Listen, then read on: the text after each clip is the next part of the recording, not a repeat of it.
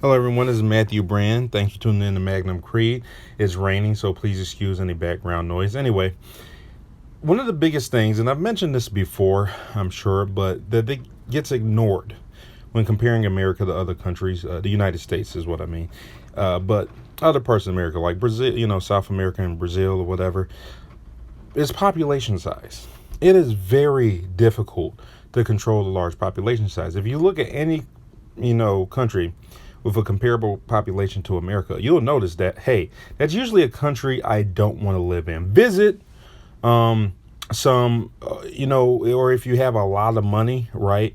It's usually a country where, okay, if I have a lot of money, I might want to, do there. It might be advantageous or something I enjoy.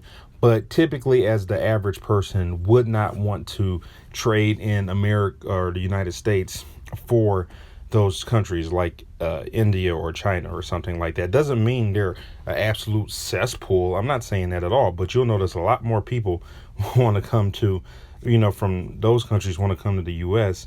than the other way around. Now, that being said, that doesn't mean that you can't have a decent country with a large population size. But when it comes to something like violence or healthcare or other issues that people often bring up and say, oh, well, America isn't as good as these other countries, free education. Well, you can't simply translate what's going on there to the United States. Now, also, you have the United States doing like, I don't like the term, but basically world police. For example, when you have the country, I think, with the closest comparable population size that does really well, which still isn't like half of ours, is Japan. Right? They're nowhere near as diverse, nowhere near as diverse when it comes to things of certain races and nationalities and stuff like that.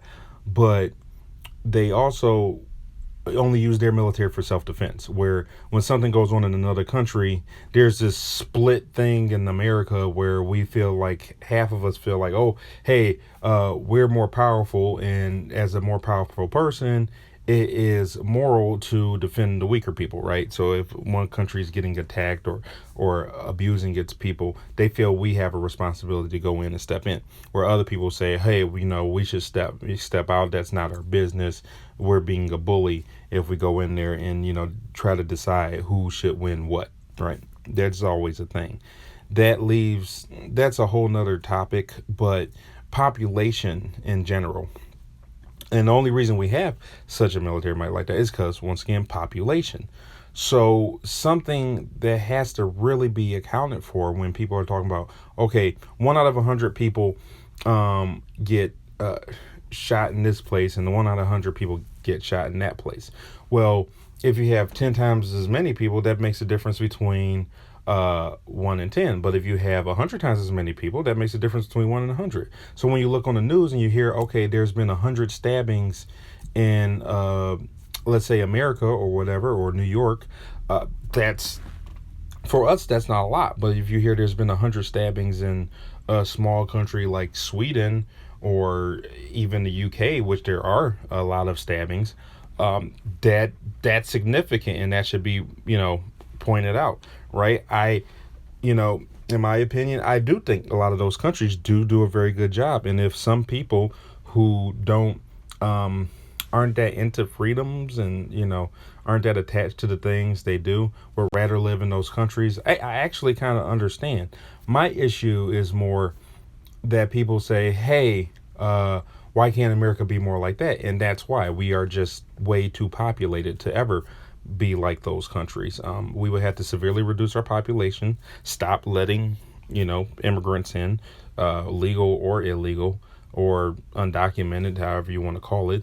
If you have all these different situations where people flood into the United States and very few people flood back out, or very few people die because, believe it or not, our healthcare isn't as bad as it sounds. It's just a lot. Is nowhere near as affordable as it sounds, right? Not too many people, like, I don't care what the heck is wrong with you in America. Not a lot of people like get hurt and can't go to the doctor because of their medical bill. It's just once they look at their medical bill after going to the doctor, they have a heart attack. That's the problem. And you get certain countries that do have something pretty nice going, like Japan, where everybody's forced to pay into it. The problem with America is a good majority of people can't afford to pay into it. And that's because we will be supporting so many people who aren't paying into it. That's kind of the issue with America. There's a lot of people in America that don't work. There's a lot of people in America who are either disabled, degenerates, simply unlucky. It goes by because, like I said, when you have that high of a population, it alters things. And that's kind of the issue. Also, corporations in other countries, are meant to pay for all these people's health care. In America, we don't really rely as much on a handful of large corporations as much as we do a lot of small businesses, and a lot of those small businesses can't afford to pay. That changes things too. So, and we don't have as many like civil jobs that will be illegal because you'll be taking jobs away from the small businesses. Americans, too many things will be linked on by the government, and let's just face it, America's government is kind of corrupt because we have a setup where the government's not supposed to have that much power in the first place. So as soon as we do give them power, it gets very corrupt. The ideal is not to give the government that much power in America. The people are typically better at self-policing communities and stuff like that. But that being said, that's kind of the catch with America. When people wonder, like, oh, okay, why don't you have this, or why is that going on? A lot of times it's just simply due to population. And if you enjoyed this, if you have any disagreement, feel free to talk to me. I will discuss it with you. If you disagree, if you think it's something else, I will discuss it with you. I am not closed-minded. I am not a bigot, relatively speaking, right? I'm sure everybody has a little bit of some type of spite towards a certain group, especially the ones who are so far against it. It seems like they've gone so full circle, right? Like I saw on the other day, someone said, I hate people who are certain group people, like it was like straight white men or something, which I'm not. But if you were talking about straight white men, they'd say, I hate, that they're so bigoted, I hope they just kill themselves. Right now you've gone full circle and have turned that defense of people bigotry into bigotry itself. I don't like that. But anyway, please feel free to comment. Let me know. Discuss it with me if you want.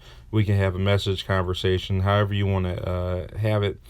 I will, if you want me to make a response, like an audio response to you or something, or video or whatever, I don't mind doing that, depending on what the point is. Anyway, thank you and have a good night.